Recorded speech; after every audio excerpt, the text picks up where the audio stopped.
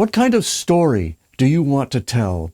It seems to me there may be no more important question to ask in these waning days of empire, where the old stories have lost so much energy that trust is all but gone. That's how we know it's over.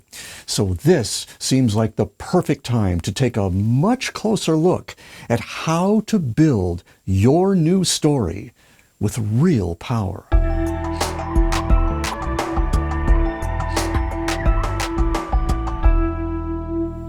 A few years ago, my wife sat on our committee to craft a new mission statement for a private school, when she suddenly realized that their real mission was simply to keep out the riffraff. So they awkwardly shifted some words around, just to make it less offensive. Lots of businesses do stuff like that when they forget the connection between why they exist and why they struggle. When their only reason to be is to trick a few more souls into becoming customers, clients, or patients, they quickly find themselves in cost-cutting mode just to stay afloat. They never suspect that wealth is supposed to be a byproduct of a deeper, more satisfying process. But as I learned rather painfully early on, chasing the deals directly only pushes them further away. What works is giving yourself a more fulfilling reason to be in business. The real work, the work that works, is spent in the world behind the world. Some of it is in rooting out the useless stories that hold you back, and some of it is in developing a mission that's worthy of your passion.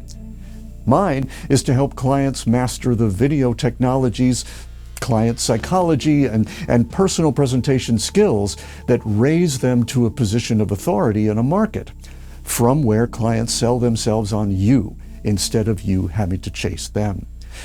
But most are content to just get themselves an unfair advantage. That's why all the emails in your inbox are about the new marketing technique that's 10 times more popular than last year's marketing technique, guaranteed to bring a tsunami of clients. But all these tactics are designed to do something that can't be done. In fact, it's madness. Chasing success at something totally out of your control is a gamble at best. What's more common is that the chase begins to look more like a spinning hamster wheel, and so you're treated more like a vendor than a trusted advisor.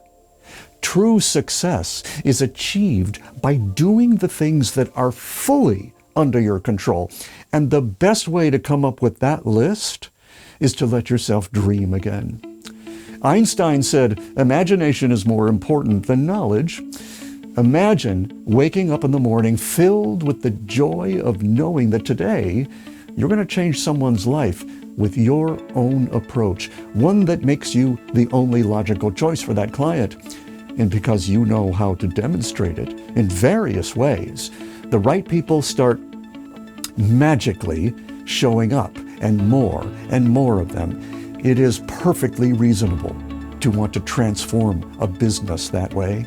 You just have to start working in the world behind the world, say about 80% of the time, and spend most of that time visualizing what you want the new version of your business to look like, to feel like.